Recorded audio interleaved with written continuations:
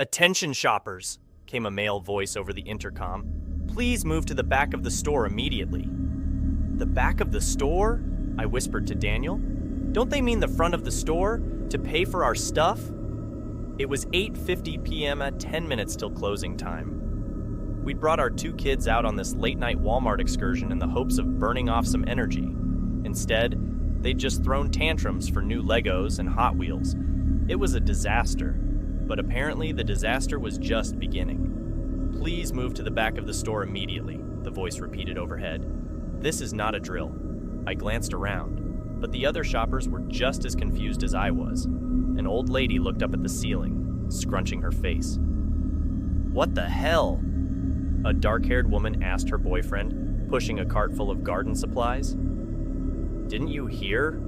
an older man said, leaning over his cart of bottled water and canned food. "We're in a tornado watch. 1 touchdown in Sourville." A tornado? It was definitely storming outside. I'd seen the black clouds roll in from the east earlier, but it didn't look that bad. "Do not stay out in the open. I repeat, do not stay out in the open." There was a pause. Then, an explosion of sound as everyone began to mobilize. Carts rolling, panicked voices, feet slapping on the floor. No, no, no, no. This can't be happening. I hurried down the toy aisle, Tucker in my arms, Daniel and Jackson following me. 3 zigzaggy turns, and then we were in the electronics area. I glanced at the TVs on the wall and pictured the 4 of us, crushed underneath them. "Stay away from windows and doors," the voice continued on the loudspeaker, "and do not attempt to exit the store." Is it safe here?" Daniel shook his head. "Big open areas aren't good.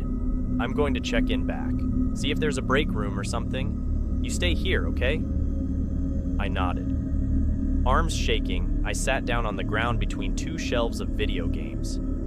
Tucker sucked on a bottle in my arms while Jackson began to giggle. "Is the tornado going to hit the store? And everything will fly around real fast?" he asked with a big, stupid grin on his face. "I don't know." A tornado. A real-life tornado, like you see in the movies, plowing through our town. It was so unfathomable.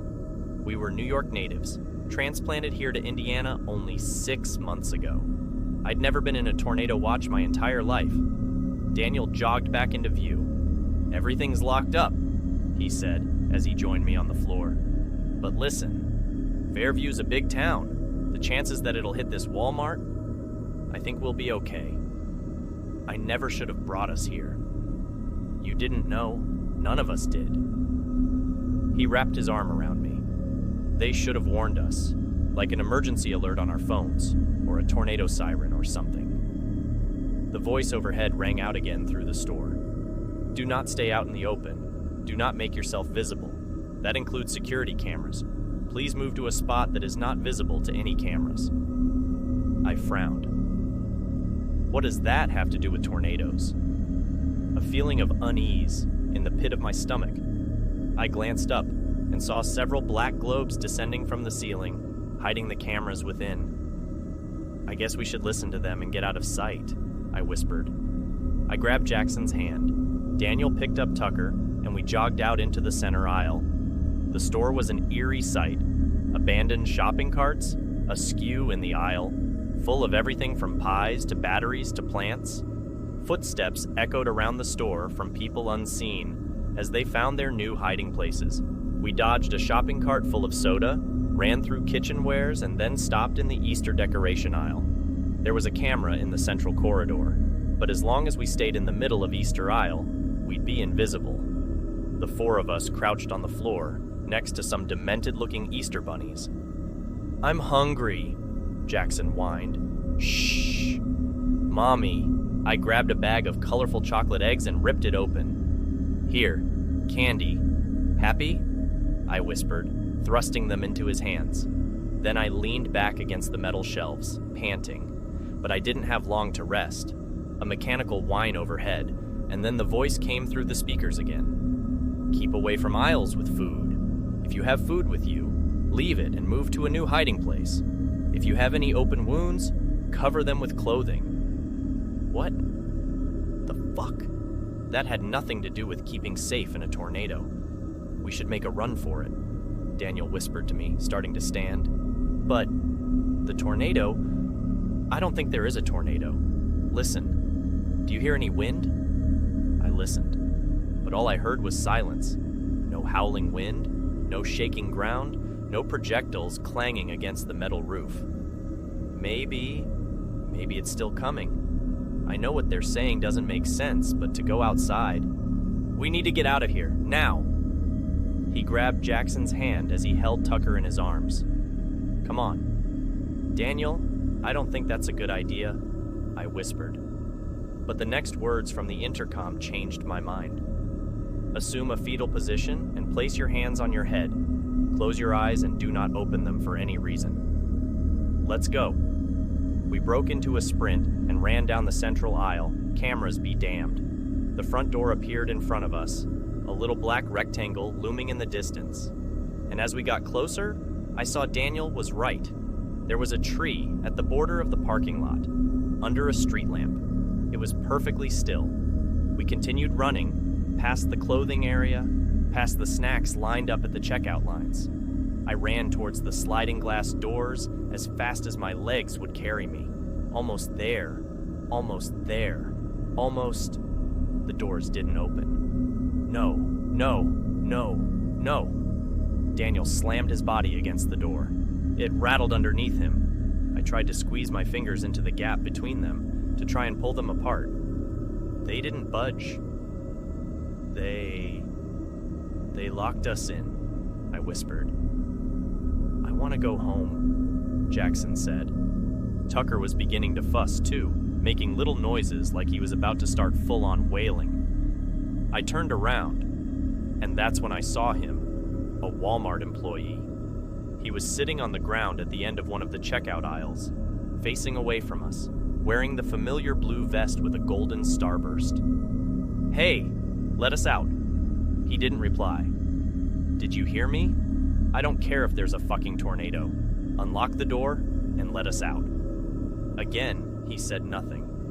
But in the silence, I could hear something. A wet, smacking sound. I stared at the man, slightly hunched over, still facing away from me. Was he eating something? The speaker overhead crackled to life. Attention, please do not talk to any Walmart employees.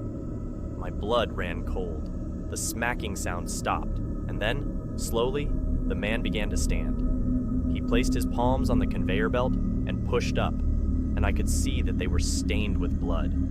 I backed away, but my legs felt like they were moving through a vat of honey. No, no, no. Fingers locked around my arm and yanked. Come on, Daniel shouted. I sprinted after him, deeper into the store. Tucker stared at me over his shoulder, and Jackson ran as fast as his little feet would take him. I was vaguely aware of the slap, slap, slap sound behind me, but I didn't dare look back. Daniel ran into the clothing area, and I swayed, dodging circular racks of t-shirts and wooden displays of baby clothes. He skidded to a stop and ducked into the dressing room area. In here, he whispered, motioning at one of the rooms. We piled inside and locked the door.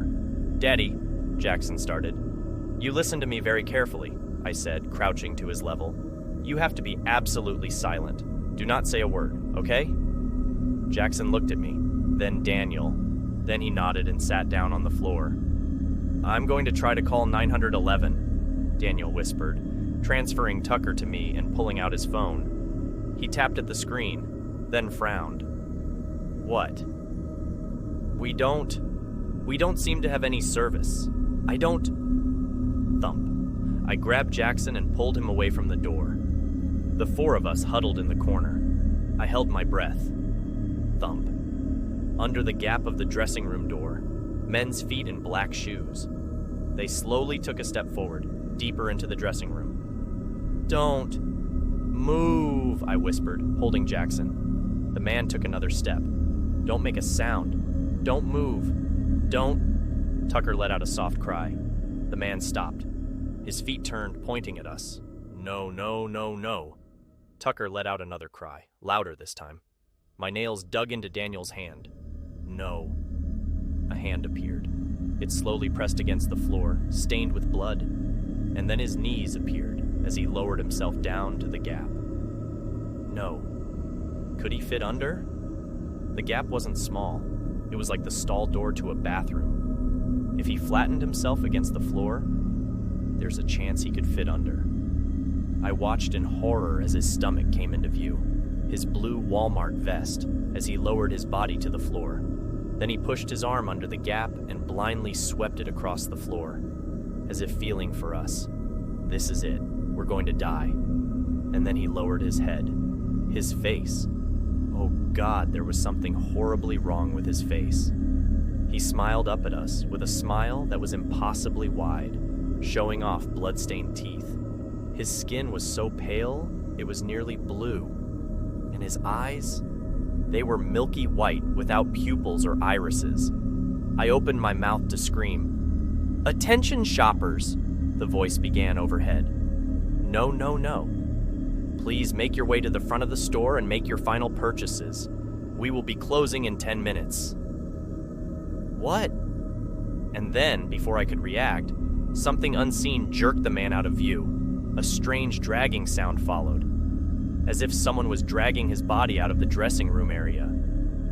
I stared at the door, shaking, as Tucker's cries rang in my ears.